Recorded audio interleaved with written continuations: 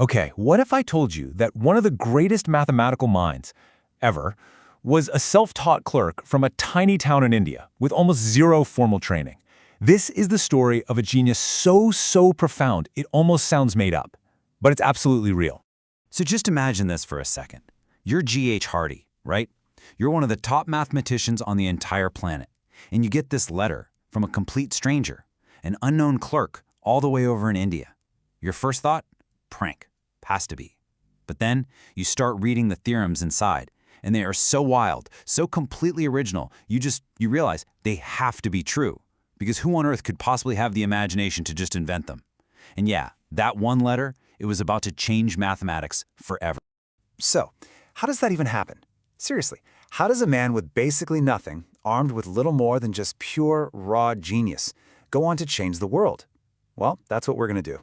We're going to trace the unbelievable journey of Srinivasa Ramanujan, from a humble clerk to an absolute legend in the world of math. All right, to really get the sheer scale of his genius, we have to start at the beginning. I mean, his story kicks off in a world that feels like it's a million miles away from the fancy halls of Cambridge. I mean, on the surface, Ramanujan's life was just hardship. He was born into a poor family and they really struggled, often just to get by. But here's the thing, inside his own mind, he was exploring entire universes. By the time he was just 11, he'd already blown past all the math that local college students knew. His passion was so intense, so all-consuming that he actually failed his other subjects, lost his scholarship, and was basically forced to chase his life's work, almost completely alone. And just think about the challenge he was facing. His entire advanced math education, it came from a single book. And we're not talking about a textbook, with explanations and nice step-by-step guides. No way. This was a super dense collection of thousands of theorems with little to no proof. So from this one book, Ramanujan basically had to reverse engineer 100 years of Western mathematics, all by himself. It's just mind-boggling.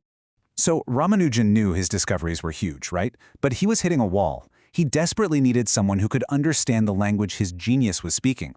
So he took a gamble that would end up changing not just his own life, but the entire course of mathematics.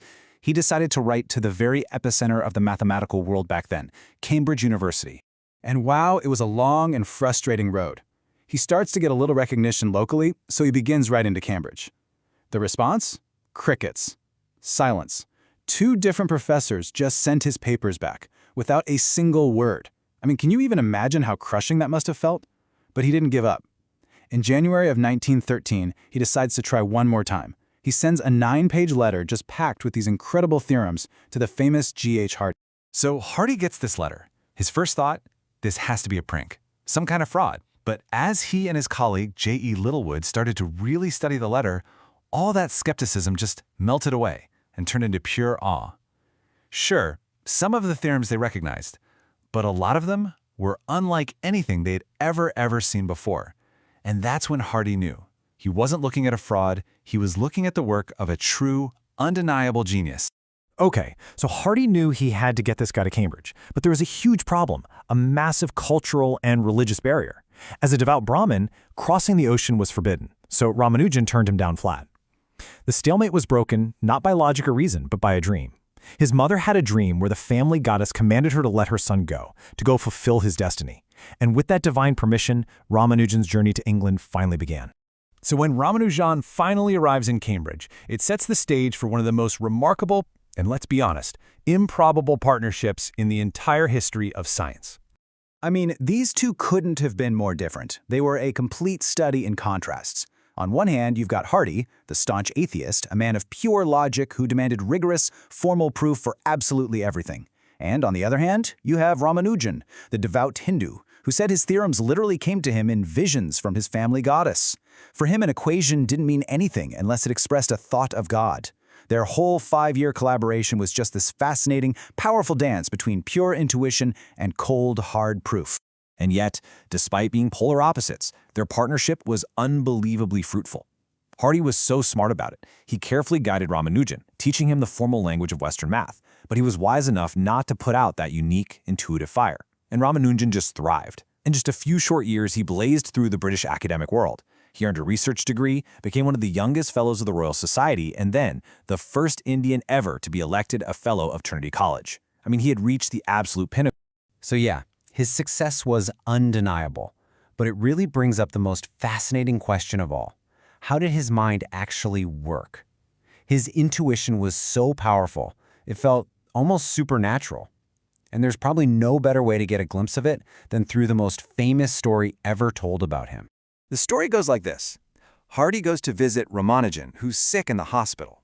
And, trying to make small talk, Hardy mentions the number of the taxi he just took, 1729. He remarks that it seemed like a pretty dull number, hoping it wasn't some kind of bad omen. Without even a moment's hesitation, Ramanujan, lying there in his sickbed, replies, "No, it is a very interesting number." See, for him, every number wasn't just a symbol. It had a personality. And he knew 1729 was special. He literally saw numbers as his personal friends. 1,729, a number that is now famously known as the Hardy-Ramanujan number. And you've got to understand, this wasn't just some clever party trick. This was a profound look into a mind that saw these deep, beautiful patterns in the universe of numbers, patterns that were totally invisible to pretty much everyone else. But even as Ramanujan's star was climbing higher and higher, his time was so tragically running out.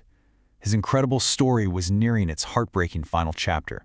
You see, the cold, damp English weather, combined with the difficulty of keeping his strict vegetarian diet during wartime rationing, it all just took a severe toll on his health.